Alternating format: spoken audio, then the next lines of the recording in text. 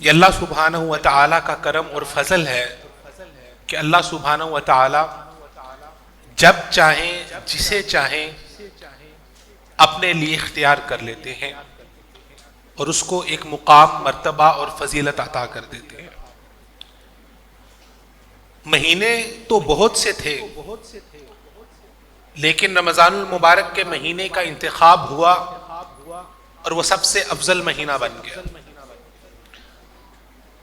راتیں تو بہت سی تھیں، لیکن لیلۃ القدر کی رات کا انتخاب ہوا اور وہ سب سے افضل رات بن گئی۔ دل تو بہت سے تھے، لیکن رسول اللہ صلی اللہ علیہ وسلم کے قلب اطہر کا انتخاب ہوا اور اس کائنات کا سب سے اعلیٰ و افضل دل بن گئے۔ اللہ سبحانہ و تعالیٰ جسے چاہتے ہیں فضیلت عطا کر دیتے ہیں۔ اللہ تعالیٰ فرماتے ہیں ذالک فضل اللہ یؤتیہ من یشاء، یہ اللہ کا فضل ہے، جسے چاہتے ہیں عطا کر دیتے ہیں۔ لا یسأل عما یفعل وہم یسألون، اللہ سبحانہ و تعالیٰ سے کسی چیز کے بارے میں سوال نہیں ہو سکتا، بلکہ وہم یسألون، ہم ہیں جن سے سوال ہوگا۔ بعینہ ہی اسی طرح اللہ سبحانہ و تعالیٰ نے بے شمار کتابیں نازل کی، تورات کو بھی نازل کیا، انجیل کو بھی نازل کیا، بے شمار صحیفے نازل کیے، لیکن جس کتاب کو اللہ سبحانہ و تعالیٰ نے رہتی دنیا تک کے لیے راہ ہدایت بنایا، وہ کتاب قرآن مجید فرقان حمید ہے۔ قرآن اور رمضان المبارک کا تعلق بہت گہرا ہے۔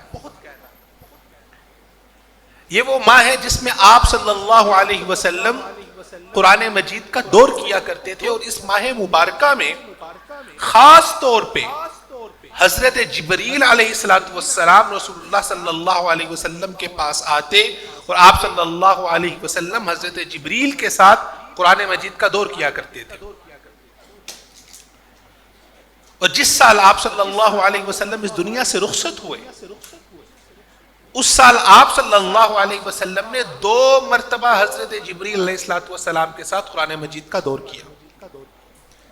تو کتنی ہی مبارک ہیں وہ سماعتیں جو رمضان المبارک میں مکمل قرآن مجید کو اپنی سماعتوں سے تراویح کے اندر گزار لیتی ہیں۔ کتنی ہی مبارک ہیں وہ بصارتیں، وہ نگاہیں جو رمضان المبارک میں ایک مرتبہ قرآن مجید کو اپنی نگاہوں سے گزار لیتی ہیں، اور وہ رسول اللہ صلی اللہ علیہ وسلم کی سنت مبارکہ پر، اور وہ سنت جو آپ صلی اللہ علیہ وسلم حضرت جبریل علیہ السلام کے ساتھ پوری کیا کرتے تھے، اس سنت کو اس رمضان المبارک میں پورا کرتے ہیں۔ یہ ماہ مبارک قرآن مجید کو سمجھنے کا، اس پر غور و خوض کرنے کا، اس کے ساتھ اپنے تعلق کو مضبوط کرنے کا مہینہ ہے۔ قرآن مجید وہ کتاب ہے جس کتاب میں اللہ سبحانہ و تعالیٰ نے آپ کے اور میرے ہر ایک مسئلے کا حل بیان کیا ہے، چاہے وہ مسئلہ میری ذاتی زندگی کا ہے، چاہے وہ مسئلہ میری معاشی، میری پولیٹیکل لائف کا ہے، میری سیاسی زندگی کا ہے، میری معاشرتی زندگی کا ہے، ہر مسئلے کا حل اللہ سبحانہ و تعالیٰ نے اس قرآن مجید میں ذکر کیا ہے۔ یہ بات ایسی ہے جو آپ نے بے شمار مرتبہ سنی ہے۔ ہر عالم دین آپ کو یہ بات کہے گا کہ قرآن مجید میں ہر مسئلے کا حل ہے، اور ہر مسلمان کا اس بات پہ یقین بھی ہے، ایمان بھی ہے۔ پاکستان کو بنے آپ کے خیال سے کتنا عرصہ ہو گیا ہے؟ مور دین 75 ایئرس، 75 سال سے زائد ہو گیا۔ یہ پاکستان کس بنیاد پہ بنا تھا؟ لا الہ الا اللہ کی بنیاد پہ بنا تھا، 2 قومی نظریے کی بنیاد پہ بنا تھا کہ اس پاکستان میں ہم اسلام کے اوپر عمل کر سکیں آزادی کے ساتھ۔ یعنی کہ پاکستان بننے کے بعد مور دین 75 رمضان گزر چکے ہیں۔ ان 75 سالوں میں ہمارے پاس قرآن مجید بھی موجود ہے، ہم نے قرآن مجید کو پڑھا بھی، اپنے بچوں کو پڑھایا بھی، رمضان المبارک میں تراویح میں سنا بھی، اور کئی مرتبہ سنا۔ لیکن آپ کے خیال سے کیا ان 75 سالوں میں ہم قرآن مجید کے ذریعے سے اپنے مسائل کو حل کر سکیں؟ کیا ان 75 سالوں میں پاکستان نے ترقی کی ہے یا پاکستان تنزلی کی طرف پیچھے کی طرف گیا ہے؟ ہم نے دنیا کو کوئی بہت بڑی بڑی سائنٹیفک انوویشنز دی ہوں، ناسا کے اندر سورج چاند کے اوپر چلے گئے ہوں، چلے خیر یہ تو چھوڑے، یہ تو دنیا داری کی چیزیں ہیں، ہم تو مسلمان ہیں نا، ہمارا تو اصل تعلق جو ہے وہ قبر کے ساتھ ہے، جنت کے ساتھ ہے. تو کم از کم اتنا ضرور ہوتا کہ پوری دنیا میں یہ کہا جاتا کہ یہ پاکستانی ہے، یہ مسلمان ہے، یہ اہل قرآن ہے، یہ قرآن والے ہیں. اگر آپ نے اخلاق دیکھنے ہیں تو پاکستانیوں کے دیکھیں، اگر آپ نے سچائی دیکھنی ہے تو پاکستانیوں کی دیکھیں. جس چیز کے اوپر میڈ ان پاکستان کا ٹیگ لگا ہوگا اس چیز میں کبھی 2 نمبری نہیں ہو سکتی. کیا ہماری پہچان دنیا میں اس طرح سے اس سے بالکل برعکس ہے؟ واللہ العظیم آپ کبھی باہر جا کے دیکھیں تو پاکستانی قوم ایک مثالی قوم کی تصویر نہیں رکھتی، اور میں یہاں پر بیٹھ کے وہ الفاظ بیان نہیں کر سکتا کہ جن الفاظ کے ذریعے سے دنیا ہمیں یاد کرتی ہے. تو ان 75 سالوں کے اندر بطور مسلمان ہمارے پاس قرآن مجید بھی تھا، اور ہم ان 75 سالوں سے یہ باتیں سنتے آ رہے ہیں کہ اس قرآن مجید میں ہمارے ہر ایک مسئلے کا حل ہے، میرے نفسیاتی مسائل کا حل ہے، میرے معاشرتی مسائل کا حل ہے، میرے معاشی مسائل کا حل ہے. لیکن بدقسمتی سے ہم ان 75 سالوں میں ناکام رہے ہیں کہ اس قرآن مجید کے ذریعے سے اپنے آپ کو، پاکستان کو بطور مسلمان ہم دنیا میں اپنا لوہا منوا سکے، دنیا کے اندر اپنا نام بنا سکے، اپنے آپ کو مسلمان کہلوا سکے. ارے بہت بڑی بدقسمتی. وہ زمانے میں معزز تھے، مسلمان ہو کر ہم خار ہوئے تارک قرآن ہو کر. یہ بہت بڑا لمحہ فکری ہے. ہم اپنی آگے آنے والی نسلوں کو کیا دینا چاہ رہے ہیں؟ ہم اپنی آگے آنے والی نسلوں کے لیے کیا چھوڑ کے جا رہے ہیں؟ کہ بس بیٹھ کے یہی روتے نہیں کہ یہ مسائل ہیں، کبھی ختم ہی نہیں ہو رہے، کبھی اس کو کوس لیں، کبھی حکومت کو کوس لیں، کبھی کسی کو کوس لیں، کبھی کسی کو کوس لیں، اور اپنے اوپر، اپنے عمل کے اوپر، اپنے علم کے اوپر، اپنی تعلیم کے اوپر، اپنے کردار کے اوپر، اپنے گفتار کے اوپر کبھی غور نہ کریں.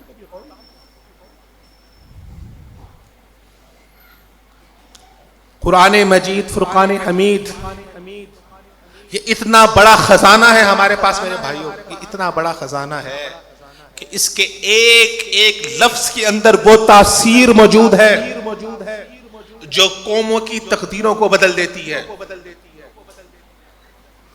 اتنا بڑا خزانہ میرے پاس موجود ہے، لیکن بدقسمتی سے میں اس خزانے سے فائدہ نہیں اٹھا پاتا.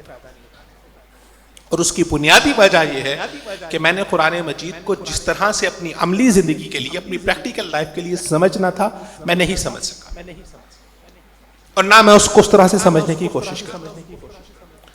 تو آج کے انشاءاللہ العزیز مختصر سے درس کے اندر میں قرآن مجید کی ایک چھوٹی سی مختصر سی صورت آپ کے سامنے پیش کروں گا کہ کس طرح سے ہم قرآن مجید کو اس انداز سے سمجھ سکتے ہیں کہ جہاں قرآن مجھے میری زندگی کے ہر ایک ایک لمحے، میری پریکٹیکل لائف کے ہر ایک ایک مسئلے، چاہے اس کا تعلق میری انزائٹی سے ہے، میرے ڈپریشن سے ہے، میرے نفسیاتی مسئلے سے ہے، میرے کاروباری مسئلے سے ہے، کہ قرآن مجھے ہر ایک ایک چیز کا حل دے. قرآن مجید فرقان حمید میں بہت سی صورتیں اللہ سبحانہ و تعالیٰ نے ذکر کی ہیں، لیکن کچھ صورتیں ایسی ہیں جو مختصر ترین صورتیں ہیں. ان میں ایک سورۃ الاخلاص ہے، قل هو اللہ احد، جو ہر ایک بچے کو، چھوٹے بچے کو یاد کروائی جاتی ہے. اسی طرح سورۃ العصر ہے جو 3 آیات پر مبنی ہے، اور پھر اسی طرح سورۃ الکوثر ہے. یہ وہ صورتیں ہیں جو ہر ایک انسان کو، ہر ایک بچے کو یاد ہے. کہ آپ میں سے کوئی انسان یہاں پر ایسا موجود ہے کہ جس کو سورۃ الکوثر نہ آتی ہو؟ کیونکہ ایسا انسان موجود ہے جس سورۃ الاخلاص نہ آتی ہو؟ رب کعبہ کی قسم، قرآن تو چھوڑ دیں، اگر ہم نے سورۃ الاخلاص اور سورۃ الکوثر کے اوپر ہی غور کر لیا ہوتا تو آج ہم دنیا کی عروج پہ ہوتے. امام شافعی رحمۃ اللہ علیہ نے سورۃ العصر کے بارے میں فرمایا تھا کہ لو ما انزل اللہ علی خلقہ الا هذه السورۃ لکفتہم، اگر اللہ سبحانہ و تعالی اپنی مخلوق پر پورے کا پورا قرآن نازل نہ فرماتے، صرف یہ 3 آیات کی ایک سورت ہی نازل فرما دیتے، لکفتہم، تو پورے قرآن کی جگہ یہ صرف ایک سورت ہی کافی تھی. تو 2 صورتیں جو ہر ایک مسلمان کو یاد ہیں، ایک سورۃ الاخلاص اور ایک سورۃ الکوثر. سورۃ الاخلاص بنیادی طور پر اللہ رب العزت کی توحید کا خلاصہ ہے، اور سورۃ الکوثر رسول اللہ صلی اللہ علیہ وسلم کی تعریف کا خلاصہ ہے. اور اسلام مبنی ہی لا الہ الا اللہ محمد الرسول اللہ پر ہے. جو سورۃ الاخلاص لا الہ الا اللہ کو بیان کرتی ہے، اور سورۃ الکوثر محمد رسول اللہ صلی اللہ علیہ وسلم کو بیان کرتی ہے. قرآن مجید کی کچھ صورتیں ایسی ہیں جو مکی ہیں، مدنی ہیں، خیر میں ان کی جو علمی تشریح ہے اس میں نہیں جاتا. لیکن سورۃ الکوثر جو ہے یہ اس وقت نازل ہوئی جب آپ صلی اللہ علیہ وسلم کے سب سے چھوٹے بیٹے حضرت ابراہیم کی وفات ہو گئی. بعض روایات کے اندر آتا ہے کہ ان کی عمر 2 سال تھی، کچھ روایات میں 7 سال بھی آتا ہے لیکن وہ اتنی مضبوط نہیں ہے. 2 سال کی عمر ہے، اور بعض روایات میں آتا ہے کہ 6 ماہ کی عمر تھی. خیر اگر آپ ان کو کمبائن کریں تو پتہ چلتا ہے کہ 6 ماہ سے لے کے 2 سال کی عمر کے درمیان حضرت ابراہیم جو آپ کے بیٹے تھے وہ اس دنیا سے چلے گئے. اب بچے کی یہ جو ایج ہوتی ہے نا 6 مہینے سے لے کے 2 سال 3 سال تک، اس ایج کو انگلش کے اندر دی سویٹسٹ ایج کہا جاتا ہے. اس ایج کے اندر بچہ انسان کو بہت ہی پیارا لگتا ہے، بہت خوبصورت لگتا ہے، اس سے بے شمار پیار ہوتا ہے. اور اس حالت کے اندر ایک چھوٹا معصوم بچہ اگر آپ کے ہاتھوں میں وہ دم توڑ جائے تو تصور کیجئے کہ اس باپ کی کیا صورتحال ہوگی. اور آپ صلی اللہ علیہ وسلم کو اگر ہم دیکھیں تو اس سے پہلے بھی آپ کے بیٹے فوت ہو گئے. اور عرب کے ہاں جس انسان کو سردار سمجھا جاتا تھا یا جس انسان کے ہاں لیگسی سمجھی جاتی تھی، بیٹے اور اولاد اور خاص طور پہ بیٹوں کو سمجھا جاتا تھا. المال والبنون زینت الحیات الدنیا، کے مال اور بیٹے دنیا کی زندگی کی زینت سمجھے جاتے تھے. تو مکہ کے اندر ایک کافر موجود تھا، اس کا نام تھا عاص بن وائل. جب اس کو پتا چلا کہ آپ صلی اللہ علیہ وسلم کا سب سے چھوٹا بیٹا ابراہیم اس کی بھی وفات ہو گئی ہے، تو اس نے مکہ کے اندر نعرے لگانے شروع کر دیے، قد بطر محمد، العیاذ باللہ، قد بطر محمد، کہ محمد صلی اللہ علیہ وسلم کی لیگیسی وراثت تو ختم ہو گئی ہے، ان کے پاس تو کچھ نہیں بچا. ایک حدیث میں رسول اللہ صلی اللہ علیہ وسلم دعا کیا کرتے تھے، اللہم لا تشمت بی الاعداء، اے اللہ میرے دشمنوں کو ایسا موقع نہ دینا کہ جہاں ان کو میری غمی پر خوشی منانے کا موقع مل جائے.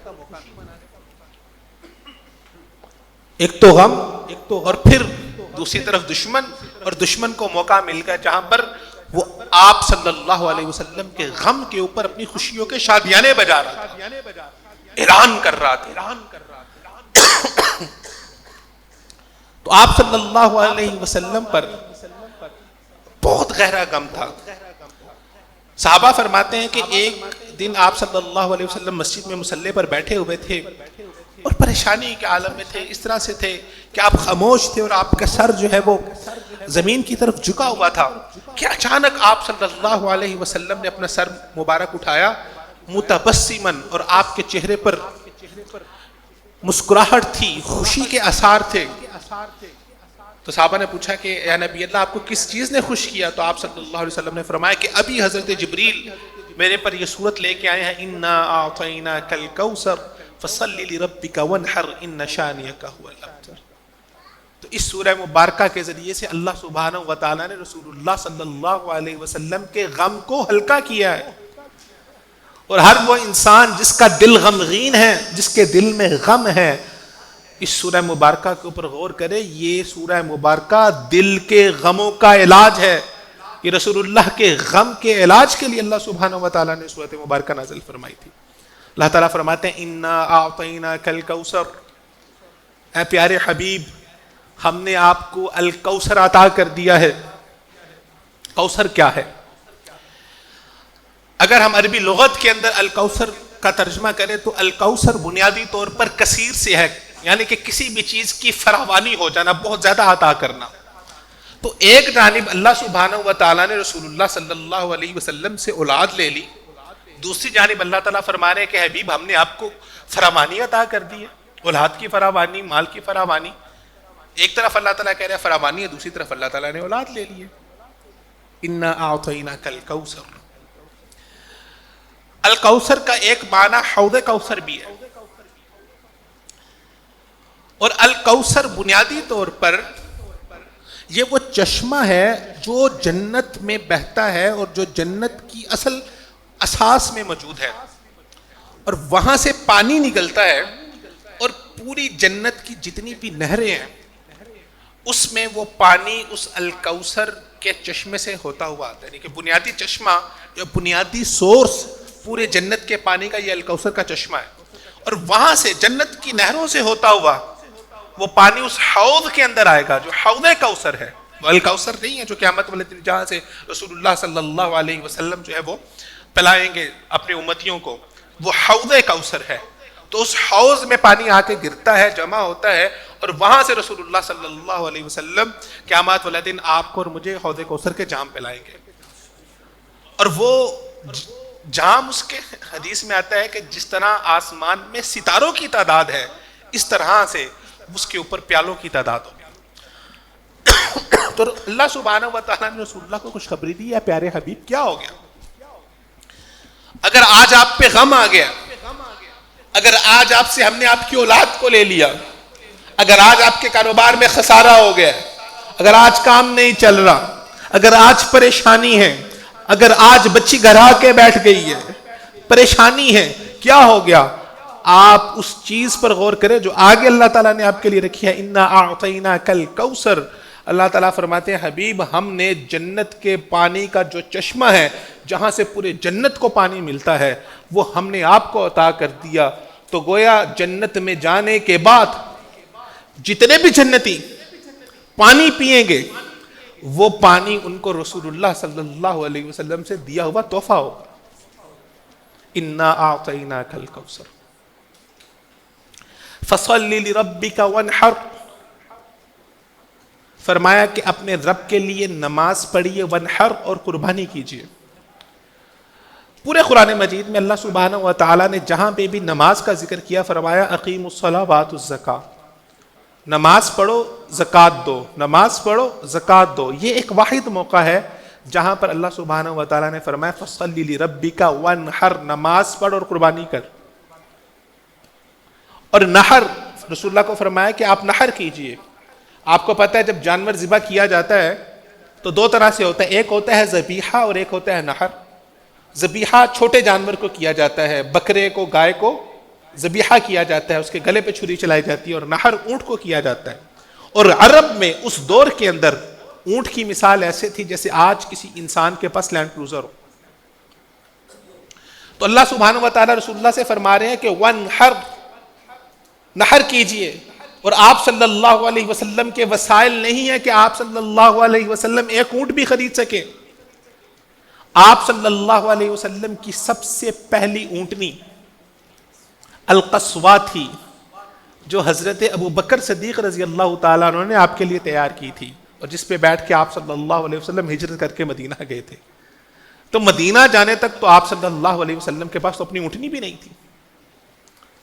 لیکن پھر چشم فلک نے وہ دن بھی دیکھا کہ جب آپ صلی اللہ علیہ وسلم نے اللہ سبحانہ و تعالیٰ کے رستے میں ایک نہیں، دو نہیں، تین نہیں، 100 اونٹوں کی قربانی کی، جن میں سے 63 اونٹ رسول اللہ صلی اللہ علیہ وسلم نے خود اپنے ہاتھ سے نحر کیے، اور باقی جناب علی رضی اللہ تعالیٰ عنہ نے آپ صلی اللہ علیہ وسلم کی طرف سے نحر کیے. تو گویا اللہ سبحانہ و تعالیٰ نے آپ صلی اللہ علیہ وسلم کو بشارت دے دی تھی فَصَلِّ لِرَبِّكَ وَانْحَرْ. اگر آج آپ کے اوپر اس طرح سے فراوانی نہیں ہے تو ایک وقت آنے والا ہے جب آپ اللہ سبحانہ و تعالیٰ کے راستے میں 100 اونٹ ذبح کریں گے. اِنَّ شَانِئَكَ هُوَ الْأَبْتَرُ. بلا شبہ آپ کا جو دشمن ہے، آپ سے تو دشمنی کرنے والا ہے، وَالْأَبْتَرُ، وہی ہے جس کی کوئی وراثت اور لیگیسی نہیں ہے، وہی ہے جس کی دم کٹی ہوئی ہے. اب یہاں پر اللہ سبحانہ و تعالیٰ نے دشمنی کے لیے جو لفظ استعمال کیا ہے وہ اِنَّ شَانِئَكَ کا لفظ استعمال کیا، حالانکہ قرآن مجید میں کسی اور جگہ پر یہ لفظ دشمنی کے لیے استعمال نہیں ہوا. یا استعمال ہوا العدوہ یا البغضاء، عداوت اور دشمنی کے لفظ استعمال ہوئے ہیں. تو شان ایسی دشمنی کو کہتے ہیں کہ کوئی انسان کسی انسان سے دشمنی کرتا ہے تو اس کے پیچھے کوئی نہ کوئی ریزن ہوتی ہے کہ فلاں انسان نے فلاں وقت پہ مجھے گالی دی تھی، یا فلاں انسان نے فلاں وقت پر میرا حق مار لیا تھا، میری چیز پہ قبضہ کر لیا تھا، یا میرے ساتھ زیادتی کی تھی، یا کاروباری حسد ہو سکتا ہے، کوئی ریزن ہو سکتی ہے دشمنی کی. لیکن رسول اللہ صلی اللہ علیہ وسلم کی ذات مبارکہ اتنی رحیم ذات، اتنی محبت کرنے والی ذات، کیسے ممکن ہو سکتا ہے کہ ایک انسان جس کے دل کے اندر قلب رحیم اور فطرت سلیم ہے وہ رسول اللہ صلی اللہ علیہ وسلم کو دیکھ کے ان سے محبت نہ کرنے لگ پڑے، وہ رسول اللہ صلی اللہ علیہ وسلم سے دشمنی کرے؟ فرمایا اِنَّ شَانِئَكَ، یہ جو بلا وجہ آپ سے دشمنی کر رہا ہے عاص بن وائل، هُوَ الْأَبْتَرُ، یہ وہی ہے جو جس کی وراثت نہیں ہوگی. تو یہاں پر ایک بہت بڑا اصول سمجھایا گیا. عاص بن وائل کے 8 بیٹے تھے، اور آج 1400 سال گزرنے کے بعد کیا اس کے بیٹوں نے، کیا اس کے مال نے اس کو کوئی مقام دلوایا؟ اور آج ہم بیٹھ کے اس کو اچھے لفظوں میں یاد نہیں کر رہے، لیکن رسول اللہ صلی اللہ علیہ وسلم 1400 سال گزر گئے، آج بھی ہر ایک زبان جب رسول اللہ صلی اللہ علیہ وسلم کا نام آتا ہے تو اس کی زبان سے بے ساختہ محبت میں صلی اللہ علیہ وسلم نکلتا ہے. اللہ تعالیٰ فرماتے ہیں وَرَفَعْنَا لَكَ ذِكْرَكَ، اے پیارے حبیب ہم نے آپ کے ذکر کو بلند کر دیا. تو پتہ یہ چلا کہ اصل لیگیسی، وراثت مال سے نہیں ہے، یہ مال اس دنیا میں رہ جائے گا، اولاد سے نہیں ہے. اصل لیگیسی اور وراثت وہ ہے جہاں پر انسان کا نام ایسے بلند ہو جائے کہ اس کے جانے کے بعد اس کے نام کو اچھے الفاظ سے یاد کیا جائے. رسول اللہ نے فرمایا تھا کہ انسان اس دنیا سے چلا جاتا ہے انقطع عملہ، اس کے تمام اعمال ختم ہو جاتے ہیں الا من ثلاث، سوائے 3 چیزوں کے. اور وہ کام جو صدقہ جاریہ کے طور پر انسان کرتا ہے وہ اصل انسان کی وراثت ہے، وہ اصل انسان کی لیگیسی ہے. کسی کو علم پڑھایا اور وہ علم آگے پڑھا گیا اور وہ وراثت رہی، وہ لیگیسی رہی. ایک عربی کا شاعر کہتا ہے دقات قلب المرء قائلۃ له ان الحیات دقائق و ثوانی. یہ دنیا کی زندگی چند منٹ اور چند سیکنڈ کی ہے. اگر قیامت کا دن دیکھیں تو ایک دن جو ہے وہ 60,000 سال کا ہے، اور ہماری اوسط زندگی کتنی ہوتی ہے 50 سال 60 سال. تو اس کا ذرا تناسب نکالیں گے تو ہماری زندگی چند سیکنڈز کی زندگی بنتی ہے. تو یہ چند سیکنڈز کی زندگی ہے. فَارْفَعْ لِنَفْسِكَ مَوْتِكَ ذِكْرَهَا، کچھ ایسا کام کر جا کہ مرنے کے بعد تیرا ذکر بلند ہو جائے. فَالذِّكْرُ لِلْإِنسَانِ عُمْرٌ ثَانٍ، جو انسان کے مرنے کے بعد اس کا ذکر ہوتا ہے وہ انسان کی دوسری زندگی ہوتی ہے. تو اس چھوٹی سی سورہ مبارکہ کی اندر 3 آیات میں ہر ایک آیت میں اللہ سبحانہ و تعالیٰ نے ہمیں زندگی کا اصول دیا ہے. پہلا اصول کیا ہے کہ زندگی میں ہمیشہ اس چیز پہ فوکس نہیں کرنا جو چیز آپ سے چھن گئی ہے، جو چیز آپ کے پاس نہیں ہے.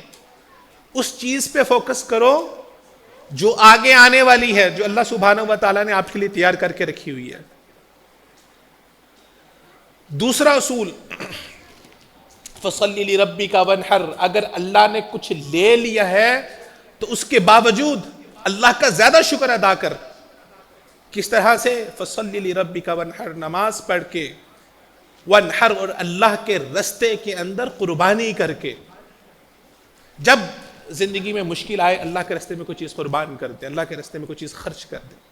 جب زندگی میں کوئی مشکل چیز آئے اللہ کے راستے میں خرچ کر دے. دیکھیں کیسے زندگی کے اندر آسانیاں ہوتی ہیں. ان شانئک هو الابتر. اور اگر زندگی میں کوئی دشمنی کا موقع آتا ہے تو دشمن کے ساتھ اس کے سطح پر آ کے نہیں لڑنا. اگر وہ بد زبان ہے تو آپ نے بد زبان نہیں ہونا. اگر وہ آپ کو گالی دے رہا ہے تو آپ نے گالی نہیں دینی. آپ نے اپنے اخلاق کا اظہار کرنا ہے. ایک وقت آئے گا جب اللہ سبحانہ و تعالیٰ اس صبر کی بنیاد پر آپ کا مقام بلند کر دیں گے اور اس کا نام و نشان باقی نہیں رہے گا. جب حضرت ابوبکر جگہ سے گزر رہے تھے تو ایک انسان کے ساتھ وہ ایک ان کو برا بلا کہہ رہا تھا. تو حضرت ابوبکر سنتے رہے، خاموش رہے حتیٰ کہ حضرت ابوبکر نے بھی بدلے میں جواب میں اس کو بھی برا بلا کہہ دیا. تو اللہ کے نبی چل پڑے. کہا جب تک تو خاموش تھا تو تیری طرف سے یہ فرشتہ جواب دے رہا تھا. تو یہ 3 بنیادی اصول ہیں جو ہمیں اس چھوٹی سی سورہ مبارکہ کے اندر اللہ سبحانہ و تعالیٰ سکھانا چاہتے ہیں. اللہ سبحانہ و تعالیٰ سے دعا ہے کہ اللہ سبحانہ و تعالیٰ ہمیں قرآن مجید کو صحیح طرح سے سمجھنے کی توفیق عطا فرمائے اور اس کو اس طرح سے سمجھنے کی توفیق عطا فرمائے کہ اس کے ذریعے سے ہم اپنی پریکٹیکل لائف کے اندر، اپنی عملی زندگی کے اندر تبدیلی لا سکیں. وما توفیقی الا باللہ العلی العظیم.